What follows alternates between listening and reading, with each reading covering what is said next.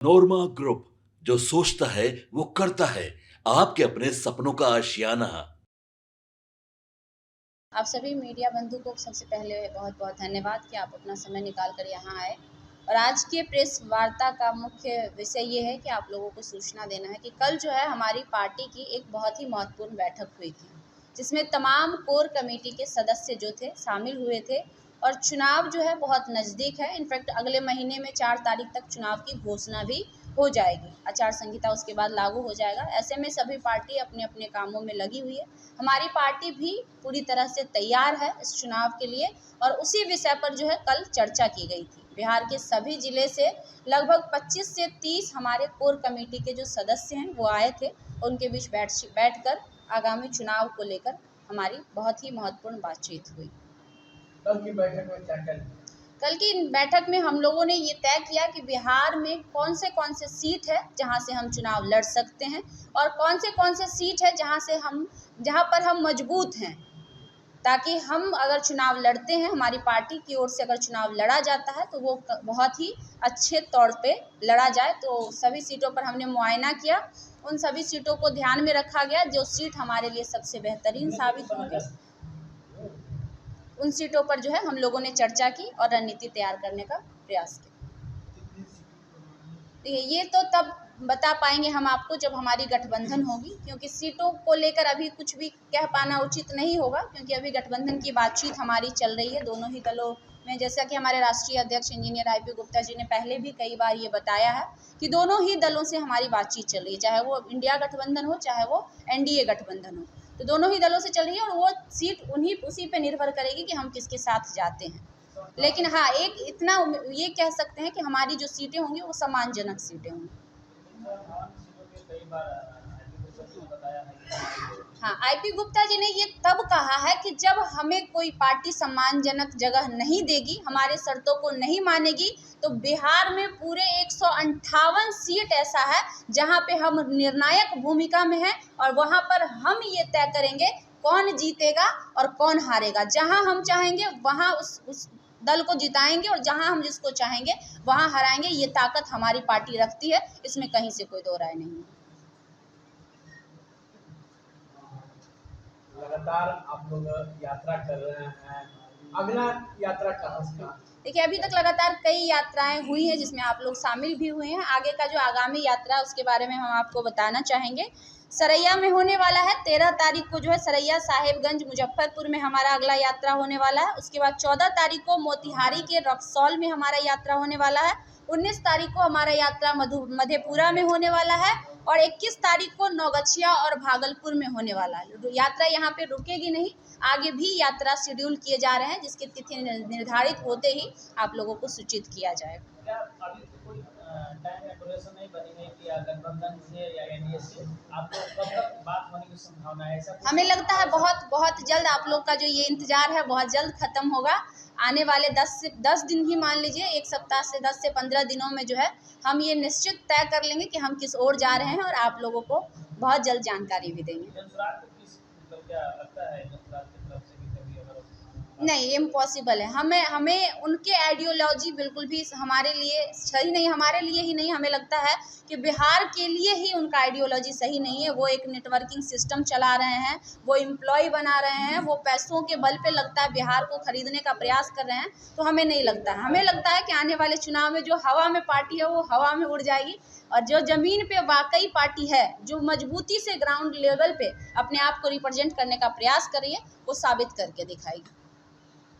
जिस तरह से प्रशांत जी को कह रहे हैं कि अपने बच्चे को भविष्य देकर के इस बार वोट करना है, उसी को लेकर IAP पार्टी का कोई नहीं। देखिए, जो भी नई पार्टी आती है ना, जो जिसको लगता है कि हमें बिना कुछ किए कुछ करना है, यहाँ पे बिना कुछ बिहार के लिए किए बहुत कुछ करना है, तो वो सिर्फ और सिर्फ हवाबाजी करते हैं, सिर्फ और सिर्फ बड़े बड़े वादे करते हैं। ये बहुत आसान होता है उनके लिए कि हम बोल दिए कि हम अमेरिका के राष्ट्रपति ट्रंप को हम बिहार का मुख्यमंत्री बना देंगे, तो ये बेतुका बातें हो गई। तो ऐसे लोग से ना बिहार के लोगों को सावधान रहने की आवश्यकता है। एक कहावत है कि जो जितना ज़्यादा फेंकता है वो समझिए उतना ही बड़ा फ्रॉड है। तो कोई अगर ये कह रहा है कि हम ही बिहार बदलेंगे, तो वो बदलेगा ये निश्चित नहीं है।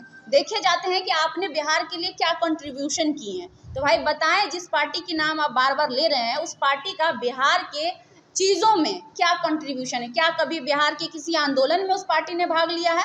क्या कभी बिहार के लोगों की समस्याओं का समाधान उस पार्टी ने किया? या उस पार्टी के तमाम लोग एडवर्टाइजिंग करने से और सिर्फ बोल देने से, बड़े बड़े दावे कर देने से ये नहीं होता है कि आप चाहते हैं कि वाकई बिहार में आप कर ही देंगे जो चाहते हैं। खुशबू जी, आज महागठबंधन की दिल्ली में बड़ी बैठक हो रही है, तेजस्वी यादव भी मौजूद रहेंगे और राहुल गांधी, क्या लग रहा है कि सीट शेयरिंग हो जाएगी?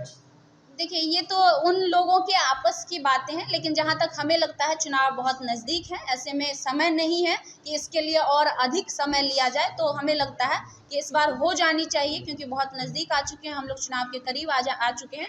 ऐसे में हमें लगता है, हमें उम्मीद है कि वो लोग भी अपने इस फैसले को क्लियर कर लेंगे। आपकी पार्टी भी टिकट बांटेगी या हिस्सा बांटेगी? देखिए, जहाँ तक हमारे राष्ट्रीय अध्यक्ष जी का जो स्टार्टिंग से आपने शुरू से देखा होगा, उन्होंने अधिकार को लेकर ये रैली शुरू की थी, ये आंदोलन शुरू किया था। अधिकार किस बात की? तो वो आरक्षण का अधिकार। अगर नेतागिरी सिर्फ उनको करना होता और सिर्फ आप कह रहे थे कि सीट बांटेगी या हिस्सेदारी देगी, तो उनके आरक्षण भी उनकी हिस्सेदारी थी।